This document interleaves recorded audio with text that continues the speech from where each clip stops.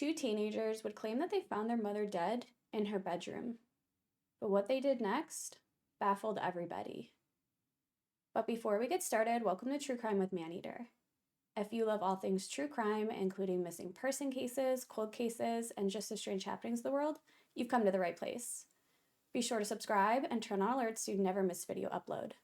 Let's get started.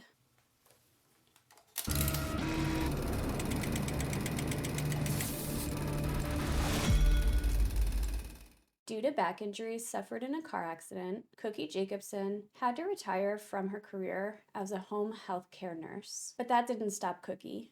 She had recently begun taking classes in graphic art and computer sciences. Cookie was married to a man named Bill Jacobson, and the couple had two children, 16-year-old Aaron and 13-year-old Laura. The couple had adopted their two children when they were just babies. By all accounts, it seemed that the family was living a happy and relatively normal life. Though I couldn't find much background or personal information on Cookie or really the rest of her family. What does seem to be common knowledge is that Cookie didn't really get along with her children. Although there was no reports of domestic violence or violence in general in the home, I do want to note that that doesn't mean it wasn't happening. Oftentimes, people don't even know when those closest to them are being abused. I do want to note that I'm not claiming Cookie was violent with her children in any way. I just want to note that even if there wasn't reported cases of violence, that doesn't mean violence wasn't happening in some form. As for the Jacobson family, I'm not sure if there was or not, and it doesn't seem like we'll get answers about that anytime soon. At 7 a.m., on September 21st, 1998, Bill Jacobson would kiss his wife Cookie goodbye and head to work. The thing is, Bill didn't realize that this would be the last time he would see Cookie again. Cookie would be reported missing the next day on September 22nd. Bill would arrive home from work and realize that Cookie wasn't there, but her stuff had still been there. Her keys, her purse was all still in the home. He would then realize that Cookie never made it to night classes. Cookie's friend did arrive at Cookie's home to pick her up, except Cookie never came out, so the friend left. Bill soon realized that there was a problem. Her stuff was still there, but she didn't attend class, and she was nowhere to be found. Something was amiss. Police reports state that she was last seen by her teenage children as they left for school that morning. They said she was still wearing her pajamas as they headed to school, but what was so strange is the cops discovered her purse, her shoes, her credit cards, makeup, and her clothes were still all in the house. Nothing had been ransacked, nothing had been moved. Everything was eerily as they had left it. Over the next few days, 5,000 missing person flyers were distributed, and these were distributed to businesses, they were hung on the streets, anywhere within a 200-mile radius of Cookie's home. But police would quickly realize that there was one family member who didn't seem overly concerned with Cookie's disappearance, and that was her 16-year-old son, Aaron. It seemed that he didn't really want to help with the investigation. He kind of stayed away. He didn't want to search for his mother. He really put no effort in to helping find his mom. 10 days after the disappearance of Cookie Jacobson from her Arizona home, police would bring the family in for questioning, and they would learn some disturbing information. 16-year-old Aaron would tell police that he found his mother dead in her bed. He basically told police that he believed he would be blamed for the murder of his mother, so he disposed of her body. He said that he got his sister to help him, and he wrapped his mother in a bedsheet and placed her in a garbage container. When police hear this, they are absolutely shocked by the admission. And when they go to the home to look for Cookie or any evidence, they do find her blood in a garbage can. The thing is, there wasn't enough blood in there to prove that Cookie was dead. As police are interviewing the family, they're also interviewing anybody that knows Aaron and his sister Laura. Friends of Aaron stated that Aaron claimed on numerous occasions that he wanted to kill his mother. So police would ask Aaron to take a polygraph, which he failed. They would also ask 13-year-old Laura to take a polygraph, but her results were inconclusive.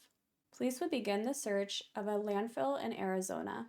They zoned off an area where they estimated the body would be, and that field was roughly 70 feet long, 50 feet wide, and 13 feet deep. After specialized training, 18 temp police officers spent 59 days picking through 8,000 tons of waste. Arizona spent about $375,000 searching the landfill. Unfortunately, they didn't find Cookie's body. Aaron was arrested for second-degree murder and Laura for facilitation to commit second-degree murder. But due to the lack of evidence, investigators let the two of them go. They decided that it was better to continue to work the case and have enough evidence to ensure that the two would be convicted. The thing is, the case would go cold. Although Cookie's children remain the prime suspects in the homicide, they really didn't have any evidence to point in that direction, at least not enough to charge them. In 2003, an anonymous individual called a local television station with a tip about Cookie's disappearance. Investigators did consider the caller's information useful, but they were never able to identify the individual or contact him or her again. After Aaron confessed to police about putting his mother in a garbage can, he never made another statement to the police again. His sister Laura, who was 13 at the time, always denied having any involvement in the disappearance of her mother. Since then, they both left the area, and I'm not really sure what happened to them. As of now, Cookie's case remains unsolved. Cookie was described as being around 145 pounds. She stood at about 5 feet 4 inches. She had light brown hair, hazel eyes, and a surgical scar right above her knee. And although she is classified as a missing person, police believe that Cookie was killed on that day in 1998. This case is off-putting for so many reasons. An article from October 18, 1998 claimed that for 3 days, Cookie Jacobson's body had apparently been in that garbage can. The thing is, Arizona is incredibly hot. There's been cases where it's so hot that garbage cans melt. If she had been in those garbage cans for 3 days, how had nobody noticed the smell of decomposition? I also take issue with the timeline surrounding this case. Supposedly, Bill kissed his wife goodbye at 7 a.m., and that was the last time he saw her alive. So that would mean between 7:01 or whenever he actually left the home, the children murdered their mother, cleaned it up, and were at school by 8 or 8:30 that morning. So that gives them maybe an hour and a half. Although it is doable and they may have just been incredibly lucky, I'm not sure it's plausible. It also seems strange to me that the 16-year-old Aaron claimed that he found his mother dead. He forced his sister basically to help him clean it up. But under questioning, Laura never cracked. She never admitted to doing anything wrong. Did Aaron kill his mother and then force Laura to help clean up? Possibly. But if that was the case, why wouldn't she just say that? And although that is possible, what about the lack of evidence? I know that this was 1998, but really, they would have had a lot more evidence to go off of if Cookie was murdered in that home. Although they could have cleaned it up, it does seem likely that a significant amount of evidence would have been left behind. Another thing that bothers me is Aaron claimed that he found his mother dead and decided to clean it up so he wouldn't get blamed for it. Theoretically, this could be true, right? Aaron told friends that he wanted to kill his mother.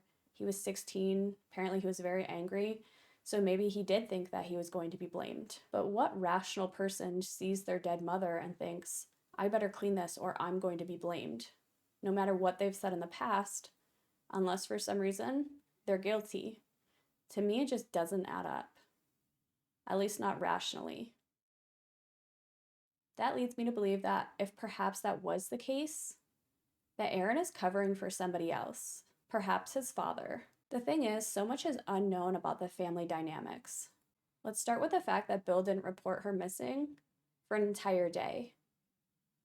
Although this was really common because obviously police say, oh, you have to wait, 48 hours, 72 hours. I feel like if I was in that situation, I would still call the police. I would want them to tell me that I have to wait.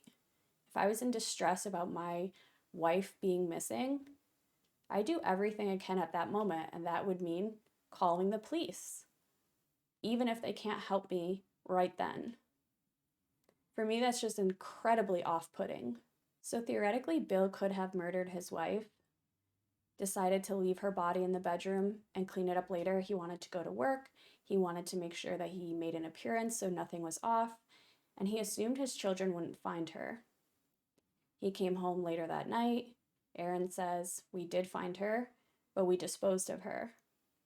Perhaps Aaron was covering for his father, or perhaps their father was covering for them.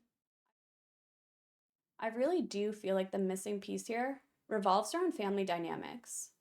Although I couldn't find much, I'm sure the police know more than they're letting on to.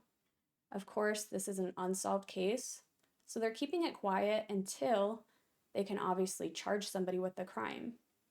But what were those family dynamics like? Was Cookie abusive? Were the teens just angry teenagers who hated their parents at the time? Just hoping that she's gonna come home soon. Maybe she just got frustrated and she needed to get away for a while or something. Was Bill in a good marriage? Did Bill like his wife? Did Bill have any affairs? What was going on in that family? I feel like until we have an idea about that, we really can't distinguish why somebody would do this, or really what even happened to her, unless we can find more evidence. For some reason, it just sticks out to me that an immediate reaction to finding your dead mother would be to dispose of the body. That just makes no sense to me whatsoever. Even to say something like that is just absolutely absurd. So theoretically, what if Cookie did die of natural causes? Why in the world would you try to hide that? It just doesn't add up. I do have my own theories on this case. Cookie was reported missing on the 22nd, and really the only reports of her being alive are from the family. So theoretically, that doesn't mean they're telling the truth about the last time they saw Cookie alive. She could have been dead all weekend long, and then Bill decides, okay, it's Monday, we have to do something about this. They concoct a story. They report her missing on that Tuesday. There is an article that states there were 2 trash cans used to take her body to the alley, which makes me think that they didn't just stuff her body into a trash can. How would you use 2 trash cans to dispose of a body without getting caught? Did something more sinister happen? Did they perhaps dismember her and remove her body with 2 trash cans that way, which would take significantly more time? It's not something that they could have done within an hour. It was something that maybe would take all weekend long. And are 2 young kids capable of doing something like that? Possibly. It has been done. Or perhaps was there something more sinister at play? Did their father do it and they wanted to protect him? Or they were threatened by him and they had to help? Who knows? But something tragic happened to Cookie in that home. And there's 3 people that I suspect have an idea about what happened to their mother and wife. I really can't imagine 3 people, 2 of them being teenagers, being able to keep this secret for so long. I mean, it's now 2022. Years have passed, and still, nobody has made any sort of comments about what happened to Cookie. In regards to Bill, a detective on the case said that he took a polygraph and he passed with flying colors. He would go on to say, Bill took the exam and passed with flying colors. Laura's test results were inconclusive. Aaron miserably failed the exam. Aaron told me that he woke up that morning late for school. He walks into his mother's bedroom and he finds her dead in bed. He said that he went to his sister and told her he needed help in wrapping her body in a yellow sheet and getting rid of the body by putting it into a trash can located in the alley. And he said that she complied. When the detective was asked about Laura, he said, I can tell you that she was only 13 years old. She was confused, she was afraid, maybe she had been threatened. The probable cause that we had for arrest was indeed a confession that they found their mother dead in bed, that they confessed to getting rid of the body so they wouldn't be blamed for her death, which is exactly what did happen. We blame them for her death. 2 trash cans were used in transporting her body to the alley, and we were able to find a substance, a bloody type of substance, in the bottom of each of those trash cans. Later on, DNA analysis showed to us that that was the blood of Cookie Jacobson. Bill, Aaron, and Laura refuse to talk to reporters to this day, and it seems like that veil of silence won't be broken anytime soon. So I'd love to know your thoughts or theories on this case. what happened to Cookie Jacobson? That's it for today, guys. If you like this video or any other video on my channel, be sure to subscribe and turn on alerts so you never miss a video upload. If there's a case you'd like me to cover, pop it in the comments below, and I'll be sure to get to it. In the meantime, check out some other videos on my channel while you wait for the next upload, and I'll see you then.